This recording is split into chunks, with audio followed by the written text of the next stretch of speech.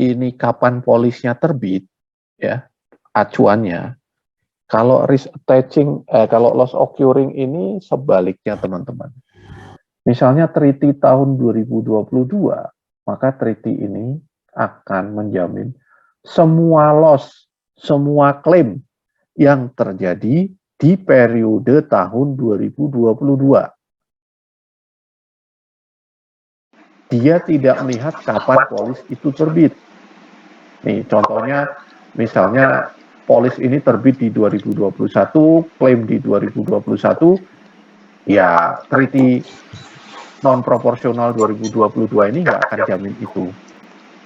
Contoh yang kedua misalnya nih, polisnya terbit di 2021 nih, tapi klaimnya terjadi di 2022, maka treaty loss occurring atau non-proporsional ini akan jamin klaim ini. Sama ini, misalnya polisnya terbit di 2022, terjadi klaim juga di 2022, ya secara otomatis treaty non-proporsional yang menggunakan loss occurring basis ini juga akan menjamin loss ini. Yang terakhir nih, misalnya walaupun polisnya terbit di 2022, kalau klaimnya terjadi di 2023, ya treaty non-proporsional ini tidak akan menjamin klaim ini. Karena seperti yang saya bilang tadi, bahwa treaty 2022 ini kalau untuk treaty non-proporsional dengan metode loss occurring basis ini, pokoknya dia hanya menjamin semua klaim, ya, kuncinya klaim yang terjadi di tahun 2022. Berbeda dengan treaty treaty proporsional yang ini. Ya, dengan metode risk attaching. Di sini kata kuncinya adalah kapan polisnya atau risknya terbit. Atau polisnya dikeluarkan. Kapan risknya dijamin. Nah, ini perbedaannya teman-teman. Tapi kita nggak ngomongin ini lebih jauh dulu ya. Kita mungkin nanti akan ngomongin ini pas kita sampai chapternya treaty non proporsional. Ini untuk pengetahuan aja dulu perbedaan dari risk attaching dan loss occurring. Sampai sini teman-teman. Ada yang mau ditanyain lagi?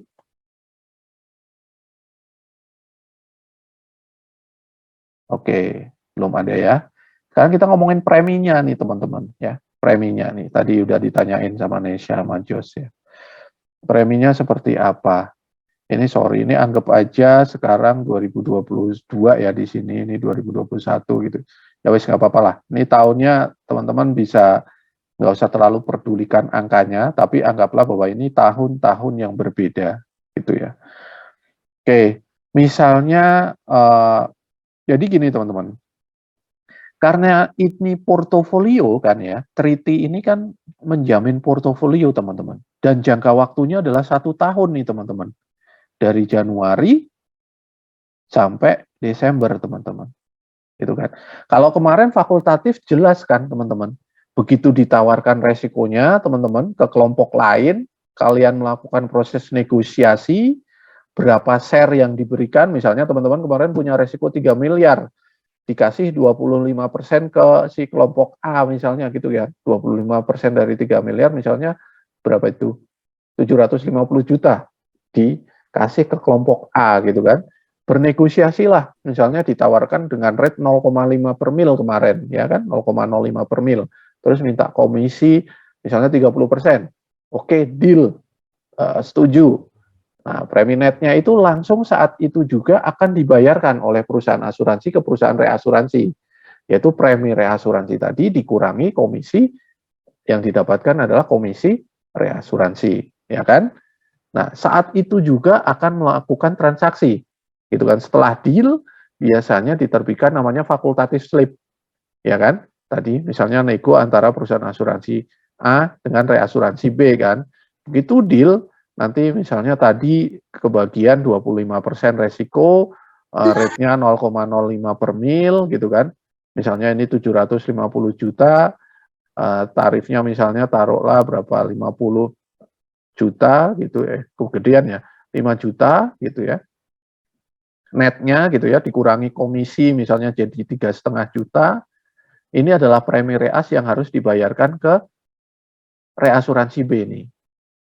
Itu. Maka nanti si A ini akan bikin namanya fakultatif slip gitu ya, yang memuat ini semua, nanti akan dikirimkan ke si B, begitu si B approve, oke, benar ini kemarin yang kita negosiasikan, maka si A ini akan wajib membayar premi reasuransi netnya ini, setelah dikurangi komisi reasuransi. Ya, fakultatif seperti itu. Per kasus juga, per case juga, per resiko juga bayar preminya. Gitu. Nah, kalau treaty proporsional ini, karena tadi portofolio, ya kan, untuk jangka waktu 1 tahun, ini kan polisnya, artinya semua polis yang terbit di tahun 2022, ini ada porsi reasnya kan, ada porsi retensi, ada porsi reasnya kan teman-teman. Itu harus dibagi, ya kan? Nah, karena dalam 1 tahun itu mungkin ribuan ya teman-teman, ribuan atau jutaan polis, kalau dilakukan kayak fakultatif gitu ya, satu persatu dibikin slip untuk bayar preminya, kira-kira pegel nggak itu teman-teman? Pegel nggak kira-kira teman-teman? Pegel banget kan teman-teman? Karena ya itu tadi, perusahaan asuransinya ini apa? Capek gitu ya, kalau ya misalnya di sini 1 bulan aja udah terbit misalnya 1.000 polis lah gitu ya. Setiap kali ada polis kalau mesti bikin slip itu akan sangat melelahkan gitu, dan takes time, dan administrasinya akan kebanyakan lah. Kebanyakan gitu, kebanyakan pekerjaan administratif, ntar malah nggak melakukan proses analisa resiko gitu kan underwriter-nya. Sehingga untuk treaty ini caranya adalah dengan membayarkan premi reasuransi tadi itu per quarter atau 3 bulanan teman-teman. Gitu. Nih, dibagi 4 teman-teman. Jadi 3 bulan pertama ini namanya Q1. 3 bulan kedua ini namanya Q2. 3 bulan ketiga ini Q3, dan 3 bulan terakhir keempat ini dinamakan Q keempat. Artinya selama 3 bulan ini baru dilakukan rekapitulasi teman-teman. Direkap share-nya reasuransi berapa, premi yang harus dibayarkan ke reasuransi berapa, dikurangi komisi reas berapa, gitu kan. Baru setelah 3 bulan ini terkumpul berapa premi dan resiko yang menjadi bagiannya reas, baru dibayarkan di Q1 misalnya. Nama dokumennya adalah ini teman-teman, STOA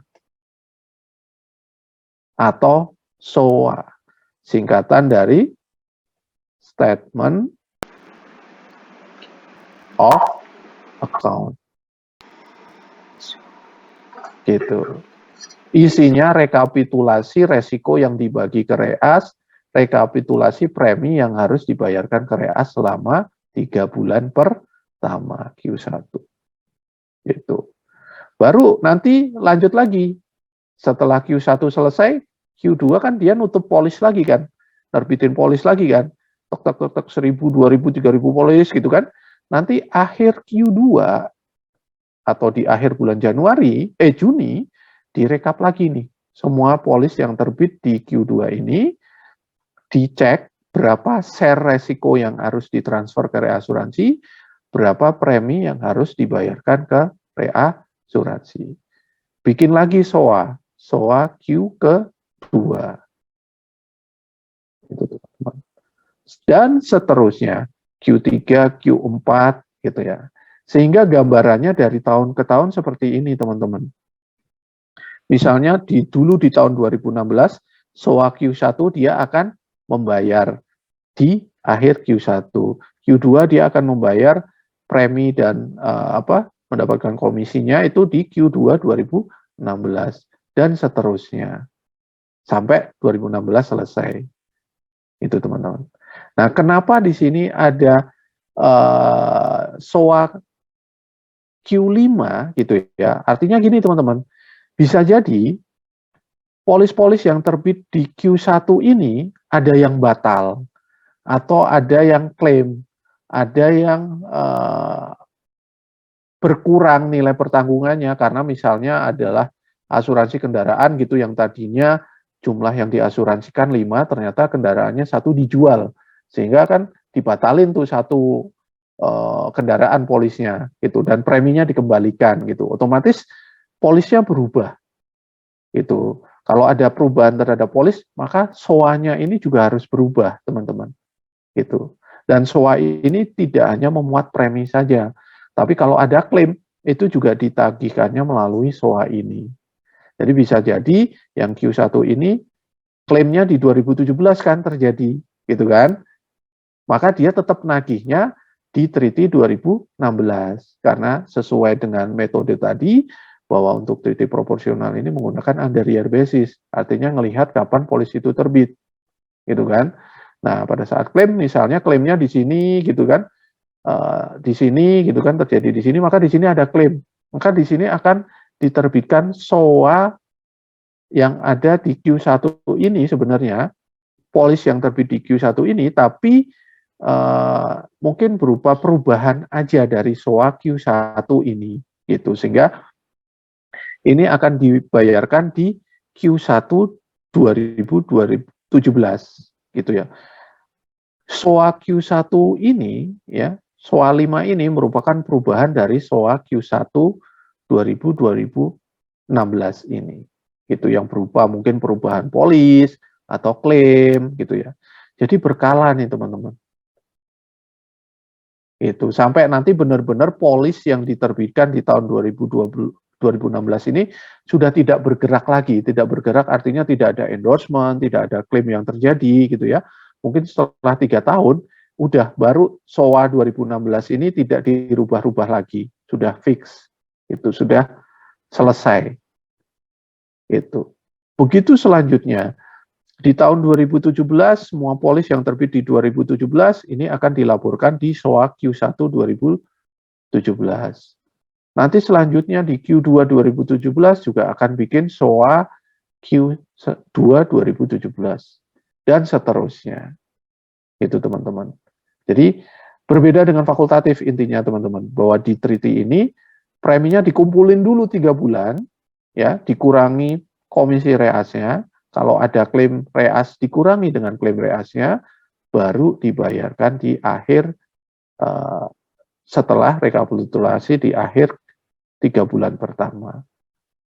Nanti selanjutnya di 3 bulan selanjutnya juga seperti itu direkap lagi klaim premi komisi reasnya dibayarkan ke reas dan seterusnya gitu jadi nggak per case gitu dibikin per 3 bulanan gitu teman-teman. Josh, Nesha bisa menjawab pertanyaanmu tadi ini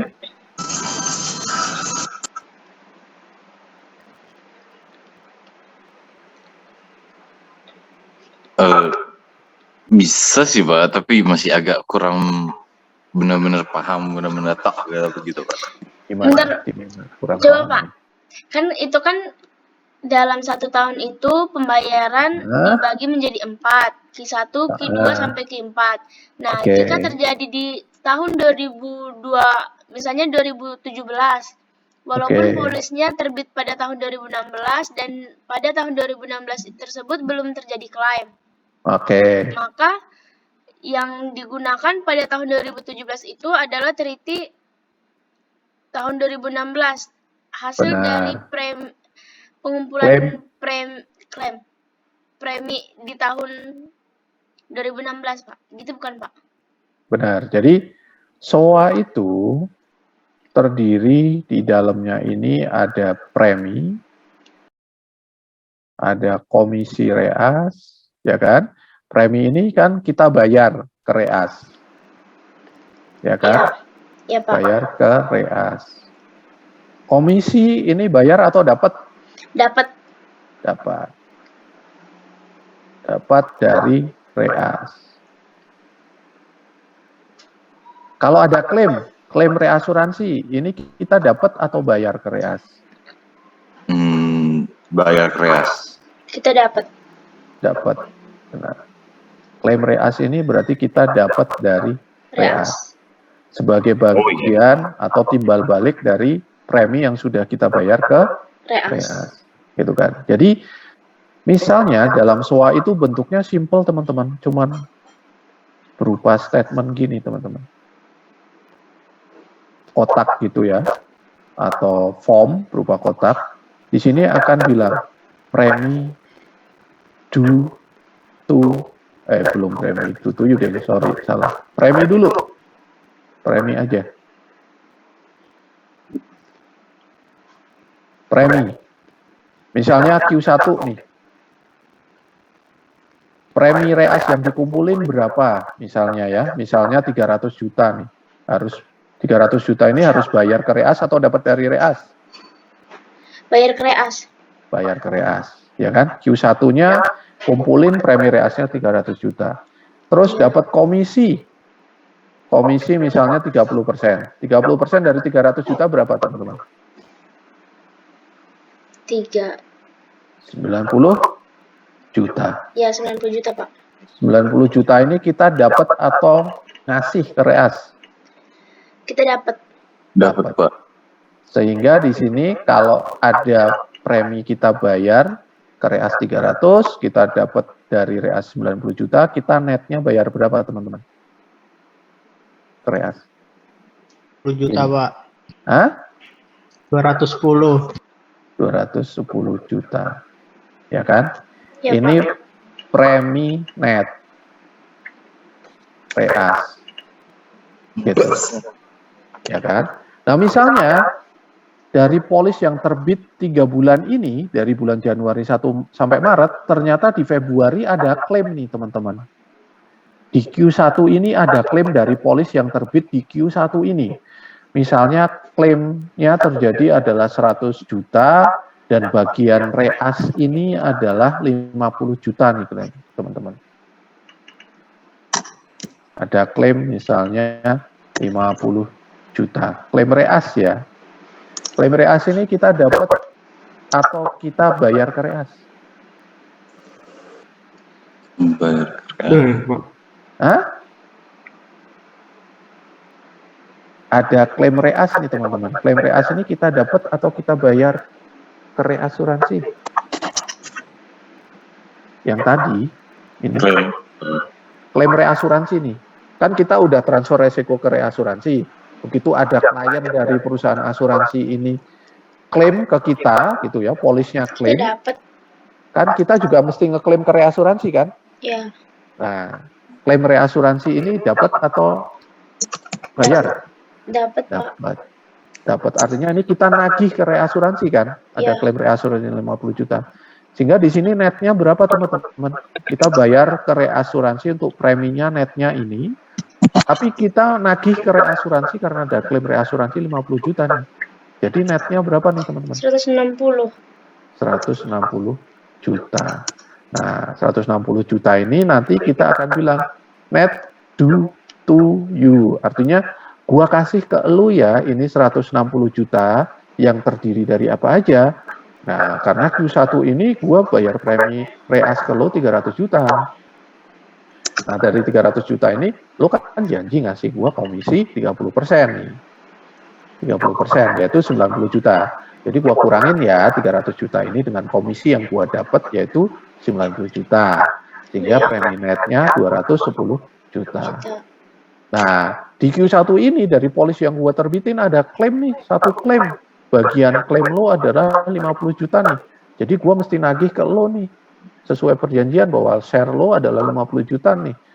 Gua tarik ke lo ya 50 juta.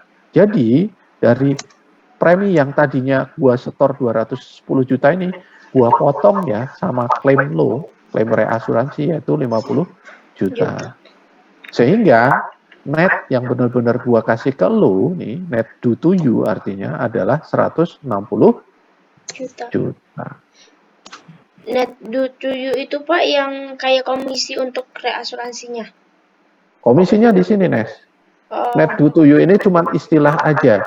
Kalau ini masih surplus, artinya masih plus, artinya bagian reasnya ini masih ada, 160 juta ini kan masih ada kan? Iya. Kita berarti kita ngasih ke reas nih, maka namanya net due to you. Ada case kita malah nggak ngasih ke reas nih, ada case misalnya preminya 300, 900, ternyata ada klaim nih teman-teman. Klaimnya adalah ini netnya 210, klaim bagian dari reasuransi misalnya adalah 300 juta teman-teman. Ya kan? Jadi ada klaim nih besar gitu, dan bagian misalnya klaimnya 1 miliar dan bagiannya si reas adalah 300 juta. Maka di Q1 ini kita membayar ke reas premi netnya ini adalah 210 juta, kita bayar ke reas. Tapi karena ada klaim 1M itu yang menjadi bagian reasnya adalah klaim reasnya adalah 300 juta, ini harus kita tagih ke reas 300 juta. Sehingga di sini netnya adalah 300, kita bayar ke reas 210, tapi kita dapat tagihan dari reas atau nagih ke reas, punya hak nagih ke reas 300 juta. Artinya offsetnya ya, kalau selisihnya ini berapa teman-teman? 90 juta, Pak. 90 juta yang sebenarnya kita harus nagih ke reas kan teman-teman? Iya. Ya kan? Karena reas haknya cuma 210 nih. Tapi si reas harus wajib membayar ke kita 300. Jadi si reas ini masih kurang kan? Gitu. Kurang 90 juta ke kita. Karena reas punya duit 210, tapi reas punya utang ke kita 300. Ya kan? Paham? Paham, Pak. Jadi dari premi ini dia punya punya hak yang harus kita bayar 210. Tapi dari klaim yang terjadi dia punya utang 300. Jadi kalau di offset masih kurang 90 juta. Nah, kalau seperti ini kan minus. Artinya kita nggak bayar ke reas, tapi soanya ini soa tagihan ke reas. Karena ini minus 90 juta. Nah, kalau ini namanya net due ya. Due to us. Us ini artinya perusahaan asuransi. Us ke kita, ke gua, ke perusahaan asuransi. Gitu. Bahwa ini gua tagih ya 90 juta. Net due to us. Artinya net yang harus lo bayar ke kita. Kalau ini kan tadi surplus nih, 160 juta. Dikurangi klaim pun, preminya reas ini masih mencukupi. Masih ada lebihnya, 160 juta. Makanya 160 juta ini bahasanya adalah net due to you. Atau ini lo yang harus gua bayar ke Anda, ke you, ke kalian. Gitu. Kalau ini karena minus lagi, ya ini yang harus kalian bayar ke kita, ke saya, net due to us. Itu teman-teman tentang SOA ini. Bisa dipahami? Bisa, Pak. Saya. Oke, lanjut ya. Oke, lanjut lagi. Sekarang kita tentang ngomongin quota share-nya ya teman-teman. Oke. Treaty yang pertama untuk treaty proporsional ini namanya quota share teman-teman. Artinya namanya juga share ya teman-teman, quota share. Artinya perjanjian treaty ini akan ngomong teman-teman. Dari setiap resiko, pertama kali mungkin perjanjiannya adalah si reasuransi dan perusahaan asuransi ini akan berjanji untuk bekerja sama sampai dengan limit resiko nilai berapa nih teman-teman. Sampai dengan limit kapasitasnya berapa gitu ya. Kapasitas berapa. Tuh. Misalnya ini adalah 1 miliar nih teman-teman. Ini kan 1,2. Misalnya ini adalah 1 M teman-teman. Artinya perusahaan asuransi dan perusahaan reasuransi ini janji untuk semua resiko sampai dengan nilai 1 miliar, perusahaan reasuransi ini akan terlibat ikut menjamin semua resikonya perusahaan asuransi ini. Gitu. Yang kedua, setelah di-set atau disetujui kapasitasnya berapa, artinya setelah disetujui kapasitas 1 miliar ini, apabila ada resiko lebih dari 1 miliar, teman-teman, si reasuransi nggak akan terlibat lagi. Sorry ya, kalau ada lebih dari 1 miliar, ya gue nggak mau lagi ikut campur, gitu ya. Gue maunya ikut campur sampai dengan resikonya 1 miliar. Selebihnya, sorry, gue nggak bisa ikutan lagi, gitu ya. Karena mungkin perusahaan reasuransinya ngukur kekuatan dia, gitu kan. Sama melihat perusahaan asuransinya ini pinter atau enggak nih gitu ya. Kalau perusahaan asuransinya belum kenal, dia masih baru dan belum tahu apakah underwriter-nya bagus atau enggak, ya dia takut dong ngasih kapasitas gede-gede gitu kan. Sehingga mungkin ngasihnya kecil dulu nih, kapasitasnya nggak gede-gede, 1 miliar dulu gitu kan. Kita lihat nih hasilnya bagus atau enggak, gitu, banyak klaimnya atau enggak gitu. Nah, misalnya sudah janji 1 miliar nih, ya kan? Langkah kedua adalah menentukan berapa porsi yang akan diretensi oleh perusahaan asuransi itu dulu. Tetapkan dulu retensinya, teman-teman. Kayak kemarin fakultatif. Mau berapa yang diretensi? 10%, 20%, 1 miliar, 500 juta, 750 juta? Itu dulu ditentukan. Itu.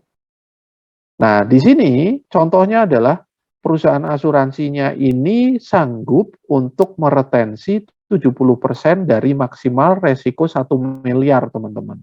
Sehingga kalau ada resiko maksimal sesuai limitnya ini 1 miliar, dia akan jamin 700 juta. 70% dari 1 miliar maksimal. Gitu ya. Yang ketiga adalah kalau sudah ditentukan retensinya perusahaan asuransi 70%, otomatis si reasuransi ini akan menanggung sisanya kan, 30%. Itu. Jadi di treaty reasuransi quota share ini akan terbentuk share-nya asuransi atau retensinya adalah 70%, reasuransinya ini share-nya adalah 30%.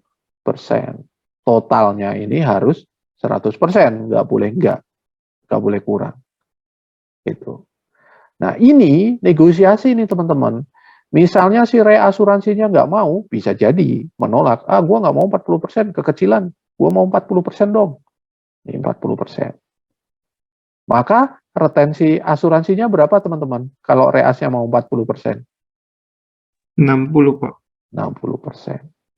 Kalau reasnya, gue nggak mau 40, kekecilan lagi, gue mau 50%. Perusahaan asuransinya berapa share-nya? 50, Pak. 50%. Nah, ini juga menjadi faktor yang dinegosiasikan nih teman-teman tadi untuk menentukan perjanjian treaty quota share, ya kan? Di 3 bulan pertama sebelum Januari gitu ya, 3 bulan sebelum periode treaty-nya berjalan, ini juga salah satu yang dinegosiasikan. Lo mau berapa retensinya? Gitu. Terus reasnya juga, gua mau share-nya berapa nih? Gitu ya. Nah, ini dinegosiasikan gitu. Nah, quota share ini gampang, teman-teman. Kalau sudah sepakat nih, share-nya seperti ini ya, taruhlah ini sudah sepakat nih, share-nya reasuransi 30%. Perusahaan asuransi retensinya 70%. Maka semua resiko, ya, selama resiko itu tidak melebihi dari limit yang tadi sudah disepakati, yaitu 1 miliar, semua resiko yang dijamin oleh perusahaan asuransi itu akan dibagi berdasarkan porsi ini, teman-teman. Retensinya adalah 70, reasuransinya adalah 30. Nanti kalau berakhir, kita sambung lagi ya, teman-teman. Tadi ada notifikasi 10 menit lagi, ini berakhir. Kalau belum selesai ya, moga aja sudah selesai. Jadi, misalnya di sini, ada resiko 1 miliar, teman-teman. Ya, 1 M. Porsi retensinya berapa, teman-teman? Resikonya 1 miliar nih teman-teman. Jadi di sini nih teman-teman view-nya ya. Nih 1 miliar nih. Yang ini. Nih. Yang kuning ini akan menjadi porsi reasnya, yang abu-abu ini adalah potensi akan menjadi retensinya. Nah, retensinya ini berapa nih teman-teman? Kalau porsinya seperti ini. Kalau ada resiko 1 miliar, teman-teman. 700 juta, Pak. Dari mana 700 juta? 70%-nya dikali sama 1 miliar, Pak. 70% kali 1 miliar. Sama dengan 700 juta. Reasnya nih, yang orange ini. Berapa porsinya? 300 juta, Pak. 300 juta. Dari mana? 30% dikali 1 miliar. 30% kali 1 miliar. Sama dengan 300 juta. Oke. Contohnya lagi, kita belajar pakai contoh aja nih. Ada resiko di sini nih. 600 juta. Artinya yang ini nih, teman-teman. Ya, 600 juta kan yang ini nih. Nih, yang ini. Porsi retensinya, nih berapa, teman-teman? Resikonya 600 juta. Retensinya berapa nih, teman-teman, yang abu-abu ini? 300. Dari mana 300, Nes? 300. Ayo. Pakai rumusnya dulu, berapa nih? 70% dikali 600 juta, Pak. 70% kali 600, berapa? 420 juta. Ya, itu 20 apa juta. tadi? Oke, kecepatan lo mikir. Oke, porsi reasnya nih, yang orange ini, 600 juta kan di sini kan? Nih. Berapa reasnya?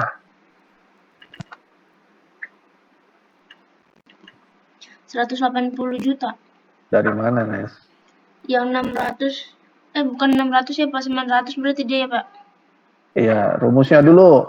Kita 30%. aplikasikan nih berapa? 30% dikali 600 juta, 270 Pak. juta. Kali 600. Berapa? Oh, kali 600 juga. Kali 600 juga ya. Kali 600 juga. Kan resikonya 600. Ya, Pak, saya salah. Iya, resikonya 600. Jadi rumusnya sih, gampangnya rumusnya adalah porsi reasuransi adalah persentase reasnya ya dikali dengan total resikonya. Oh, Porsi iya. asuransinya 70%-nya ini porsinya reasuransi dikalikan total resikonya. Oke. Lanjut lagi nih, contoh lagi nih. Misalnya resikonya di sini deh. Nih 300 juta ya di sini ya. 300 juta ini kali ya. Nih 300 juta nih. Nih yang ini. Aduh, nggak bisa lurus nih gua. Nih yang ini. Ada resiko 300 juta. Berapa porsi retensinya nih yang ini? 210 juta, Pak. Dari mana? 70% dikali 300. 210 juta. Nes, porsi reasnya berapa, Nes? Porsi reasnya 90 juta, Pak. Dari mana? Dari 300 juta dikali 30%. Oke, kali 300 sama dengan 900 juta. 90 juta, Pak. Hah? 90 juta bukan 900. Ngetes aja, sudah malam ternyata kalian belum ngantuk. 900 juta. Oke. Ada yang belum paham? Ayo, kita latihan lagi nih. Siapa yang belum paham? Gak usah malu-malu. Pokoknya harus sampai paham nih, quota share. Gampang, ini paling gampang. Satu lagi deh ya. Ada resiko 1 juta nih di sini, yang paling kecil nih di sini. Resikonya hanya 1 juta. Retensinya berapa? Kalau ada resiko 1 juta. 30.000, Pak. Hah? Retensi 700, Pak. 700.000, Pak. 700.000. Dari pelan-pelan. Ingat pakai rem. Reasnya berapa? 300.000, Pak. 300.000. Ya, berarti udah jelas ya teman-teman. Quota share ini nggak membedakan resiko itu gede di sini, ya artinya ini limitnya 1 miliar, atau resiko yang paling kecil nih cuma 1 juta gitu ya. Semuanya akan ada orange-nya. Artinya baik resiko yang paling gede maupun yang paling kecil, ada porsi reasnya, ada porsi retensinya. Sesuai dengan proporsi ini. Gitu. Bisa paham ya? Oke, sekarang kita latihan. Tung tung tung tung tung tung tung tung tung tung tung tung tung. Oke, langsung ke sini aja. Nah, ini udah ya tadi 600 juta. Oke. Ini juga udah ya. Udah Pak, kan Bapak langsung jelasin di itunya. Tadi ya. Oke, sekarang ditambah ada klaim ya, teman-teman. Sekarang ada klaim. Oke, sekarang ada klaim. Contoh yang ini dulu deh. Klaimnya berapa aja? 400, 600, 10 juta. Oke. Yang 400. Bapak gua ngerti. Siapa nih? Freya Pak. Ya, Frey. Mana bagian yang masih belum paham? Enggak Pak, maaf. Ini tadi si Natasha. Hah? Enggak Pak, maaf Pak. Natasha, makanya masuk, Nat. Kamu kemarin nggak masuk di konsultatif. Ada yang belum paham? Oke. Lanjut ya. Sekarang ada klaimnya nih, teman-teman. Ya, sekarang ada klaimnya. Oke. Masih tetap pakai yang tadi ya. 70-30 ya. Share-nya, kuota share-nya adalah retensinya 70%, reasnya 30%. Oke. Kita akan bagi semuanya nih teman-teman sekarang. Kalau tadi teman-teman belajar hanya membagi resikonya, ya. Teman-teman tadi hanya membagi resikonya. Sekarang kita akan bagi semuanya teman-teman. Namanya teoritik proporsional ya. Artinya baik resiko, premi maupun klaimnya dibagi dalam porsi-porsi yang sama, ya. Kalau tadi teman-teman sudah membagi resikonya, kita sekarang akan belajar membagi semuanya nih teman-teman. Oke, sekarang untuk yang ini dulu nih teman-teman. Ada premi, ada klaim, ada resiko. Sorry, sebentar. Kita akan ke sini teman-teman. Oke, nih. Kok nggak kelihatan nih ya? Sorry. Balik lagi ke yang tadi deh.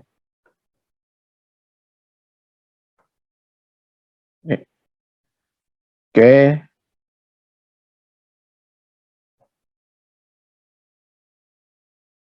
Nih. Ada resiko 400 juta nih teman-teman. Kuota share tadi retensinya adalah 70%, reasnya adalah 30%. Ada resiko pertama, ada resiko 400 juta nih teman-teman. Nih yang 400 juta nih teman-teman. Kita akan ngomongin ini reas gitu ya. Ini retensi. Jangan di sini nanti nggak cukup. Sini. Ini reas, ini